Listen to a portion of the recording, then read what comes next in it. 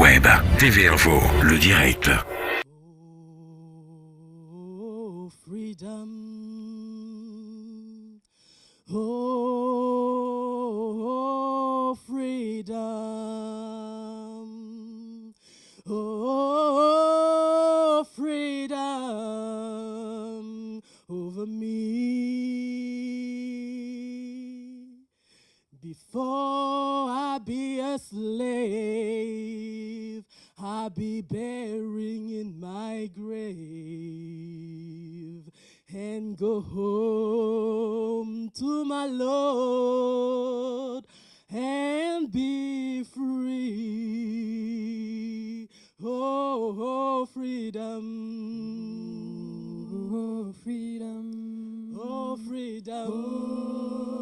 Oh, freedom. Oh, freedom. Oh, freedom over me. Over me. And before I be a slave, I be buried in my grave and go home to my Lord and be free. No more. No more weeping. No more. No more weeping. No, no, no, no more. No more weeping over me. Over me. Before I be a slave, I'll be burying in my whole grave and go home, home to my Lord and be free. En ce sens, je tiens à saluer l'énergie des associations impliquées dans la journée et dans le deuxième mois rochelais des mémoires de l'esclavage et des combats pour l'égalité, initié en 2005 par Myriam Kotias, présidente du Comité national pour la mémoire et l'histoire de l'esclavage. Merci à Afrostock, Carré Blanc, le Club UNESCO, Africa Dance 17, Action pour la paix, la compagnie Ayaksha, le groupe de Grodka, Cadence Bébélé, et aussi à l'artiste Narvalo Connection pour son travail de mémoire. Je vous remercie. Mesdames et messieurs, mes chers Rochelois, c'est avec reconnaissance et gratitude que je me retrouve encore aujourd'hui ici à La Rochelle pour célébrer cette journée de commémoration de l'abolition de l'esclavage. Cette journée, certes, est importante aux yeux de celles et ceux qui ont choisi d'y porter une attention spéciale pour cette commémoration. Mais c'est aussi et surtout une journée de grande réflexion et de méditation. Je voudrais avant tout remercier les Rochelois pour avoir compris l'importance de ce devoir de mémoire. Je souhaite cependant remercier de manière particulière l'ensemble de la communauté d'agglomération de La Rochelle pour leurs nombreux efforts dans le cadre de la coopération avec Port-au-Prince. Je vous invite à fermer les yeux quelques instants et puis de les réouvrir au XVIIIe siècle, devant vous, dans cette baie. Il s'appelait l'Henriette, l'aimable Nanette, le Bon-Fils, la Sartine, le Sénac, le Saint-Jean, le Saint-Paul. 424 navires ont quitté La Rochelle au XVIIIe siècle. Ils mouillaient là, devant vous. Ces navires ont été ensuite chargés des esclaves, ceux qui deviendront des esclaves, sur les côtes africaines, sur ce qu'on appelait d'ailleurs la côte des esclaves. Et ensuite, ils sont arrivés dans l'archipel antillais, et particulièrement à ce qui s'appelait à l'époque Saint-Domingue. Ils étaient vendus, comme tu me l'as expliqué, sur la place où les colons, dont beaucoup étaient rochelais, faisaient leur choix, faisaient leur marché, des hommes et des femmes et des enfants qui avaient fait déjà cette traversée d'infinies difficultés. Et c'est de Haïti, de ce qui deviendra Haïti, qui est né le refus. Dire non. Quand ceux qui fuyaient l'esclavage partaient dans la montagne, on les appelait les marrons.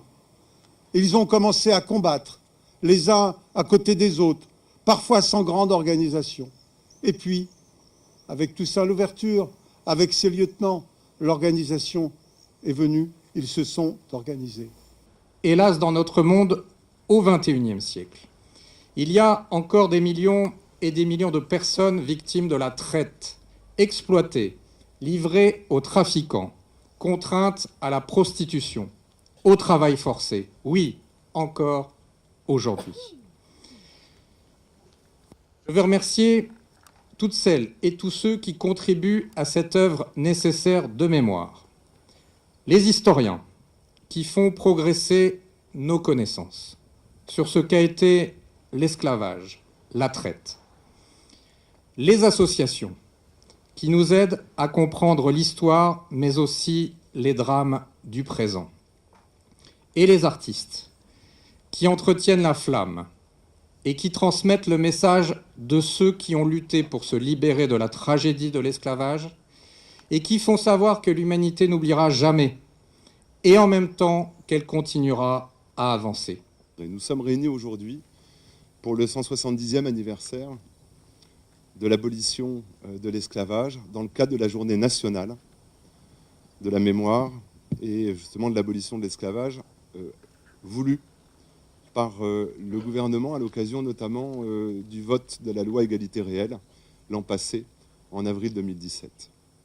Nous sommes réunis aujourd'hui pour partager plusieurs moments, plusieurs sentiments, et c'est d'abord celui de l'émotion. C'est celui de l'émotion parce que comment aujourd'hui ne pas penser, et vous l'avez, monsieur le maire de Port-au-Prince, si magnifiquement dit, comment ne pas penser à la douleur, à la souffrance, au supplice, enduré par des millions de femmes et d'hommes, d'enfants, qui ont été déportés dans le cadre de la politique coloniale, et singulièrement en provenance de ports français, vous les avez cités.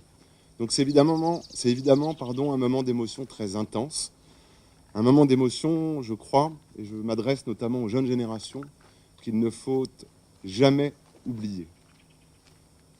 C'est évidemment la journée nationale, un moment mémoriel.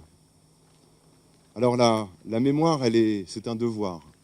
Et je salue, vous l'avez fait, Madame la Présidente, le travail notamment effectué par Madame Cotias dans cette capacité collective que nous devons à la fois d'assumer le passé, de le prendre à notre compte avec toute sa part d'ombre et au-delà, toute sa part d'horreur, toute sa part de souffrance.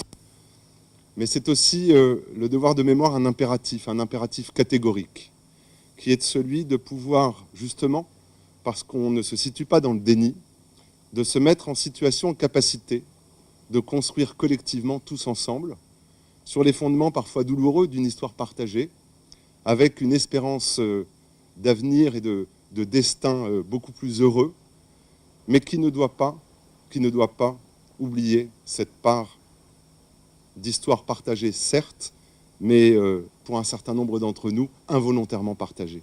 Minerai noir de René Despestre. Quand la sueur de l'Indien se trouva brusquement tarie par le soleil, quand la frénésie de l'or draina au marché la dernière goutte de sang indien, de sorte qu'il ne resta plus un seul Indien aux alentours des mines d'or, on se tourna vers le fleuve musculaire de l'Afrique pour assurer la relève du désespoir. Alors commença la ruée vers l'inépuisable trésorerie de la chair noire. Alors commença la bousculade échevelée vers le rayonnant midi du corps noir. Et toute la terre retentit du vacarme des pioches dans l'épaisseur du minerai noir. Et tout juste si des chimistes ne pensèrent au moyen d'obtenir quelque alliage précieux avec le métal noir, tout juste si des dames ne rêvèrent d'une batterie de cuisine en nègre du Sénégal, d'un service à thé en massif négrillon des Antilles, tout juste si quelque curé ne promit à sa paroisse une cloche coulée dans la sonorité du sang noir. Ou encore si un brave Père Noël ne songea, pour sa visite annuelle, à des petits soldats de plomb noir. Ou si quelque vaillant capitaine ne tailla son épée dans l'ébène minéral. Toute la terre retentit de la secousse des foreuses dans les entrailles de ma race, dans le gisement musculaire de l'homme noir. Voilà de nombreux siècles que dure l'extraction des merveilles de cette race. Ô couche métallique de mon peuple, minerai inépuisable de rosée humaine. Combien de pirates ont exploré de leurs armes les profondeurs obscures de ta chair. Combien de flibustiers se sont frayés leur chemin à travers la riche végétation des clartés de ton corps, jonchant tes années de tiges mortes et de flaques de larmes. Peuple dévalisé, peuple te fond en comble retourné, comme une terre en labour. Peuple défriché pour l'enrichissement des grandes foires du monde. Mûris ton grisou dans le secret de ta nuit corporelle. Nul n'osera plus couler des canons et des pièces d'or dans le noir métal de ta colère en crue.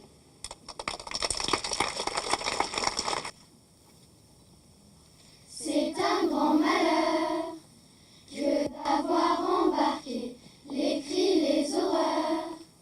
Je ne peux les oublier quand je suis partie de la ville de Nantes. Je croyais chercher du bois de charpente, mais ce bateau vendait de la chair humaine. Dieu me pardonne, la route du bois d'ébène.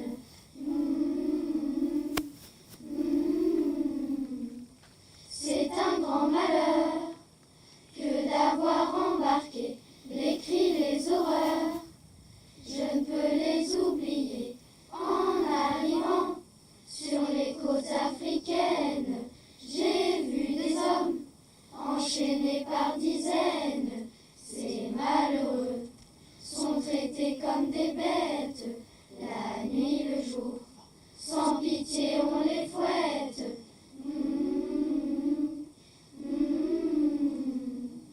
C'est un grand malheur que d'avoir embarqué les cris, les horreurs.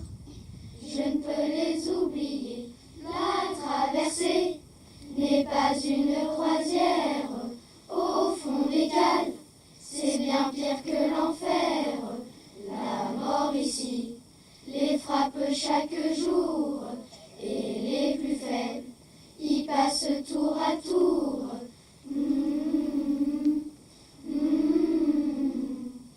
C'est un grand malheur que d'avoir embarqué les cris, les horreurs.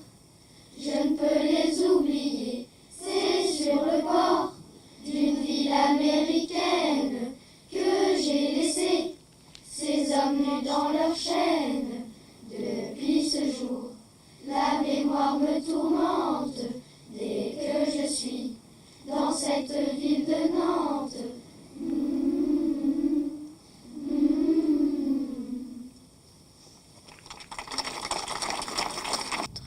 J'atteste. De Abdelatif Lahabi. Le 10 janvier 2015. J'atteste qu'il n'y a d'être humain que celui dont le cœur tremble d'amour pour tous ses frères en humanité. Celui qui désire ardemment plus pour eux que pour lui-même, liberté, paix, dignité. Celui qui considère la vie est encore plus sacré que ses croyances et ses divinités.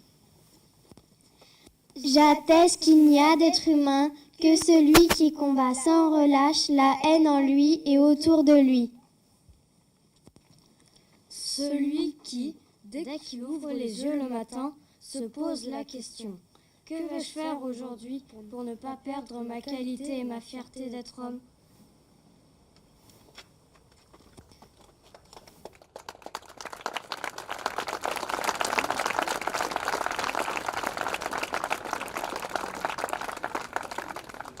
Mesdames, Messieurs, nous le savons tous, la traite négrière et l'esclavage ont fait des ravages durant des siècles et ont largement contribué à diviser l'humanité, notamment en développant le racisme et la discrimination entre les peuples. mais aussi en créant des différences considérables en termes d'économie et de revenus financiers. Aujourd'hui encore, de fortes inégalités subsistent et malheureusement, nous ne pouvons que constater que ce sont plus ou moins les mêmes populations qui en subissent le plus, femmes, enfants en particulier. C'est donc bien une mémoire et une responsabilité collective qui nous unissent en ce jour officiel de célébration de l'abolition de l'esclavage. Et nous sommes très honorés et très fiers, en tant que jeunes citoyens et élèves rochelais en particulier, de participer à vos côtés à cette cérémonie nationale. Nous sommes également fiers que notre ville de La Rochelle soit parmi les premières en France, avec Nantes et Bordeaux, à officialiser cette journée en présence d'élus de la République et du maire de Port-au-Prince, que nous saluons tout particulièrement. Nous voudrions aussi rendre hommage à Madame Taubira, car c'est à elle que nous devons la loi qui officialise la traite et l'esclavage comme crime contre l'humanité, loi à peine plus âgée que nous. Nous travaillons et réfléchissons sur ces questions depuis 2 ans avec le collège Samuel de Missy, la Ligue de l'enseignement et la maison de quartier de Portneuf. Nous avons découvert beaucoup d'horreur, mais aussi beaucoup de force et de courage parmi tous les protagonistes historiques. C'est pourquoi nous voulons porter un message d'espoir et de paix pour l'avenir, car il ne sert à rien de remuer un passé sur lequel on ne pourra jamais revenir. Mais il est essentiel de nous rapprocher les uns des autres pour, comme le dit Fatou Diom, pacifier les mémoires.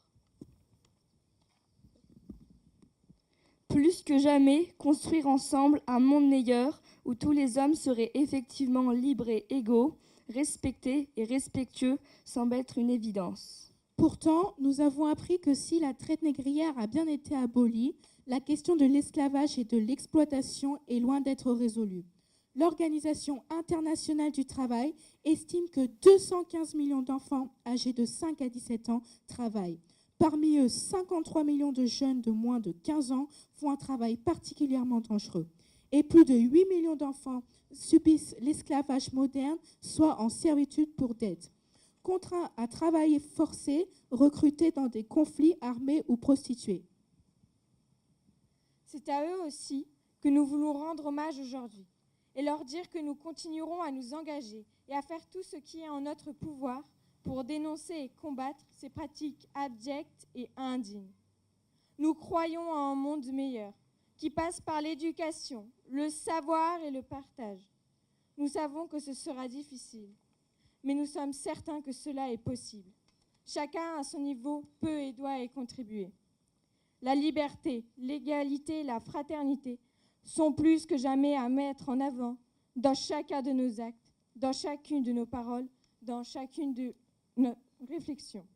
Merci de votre attention.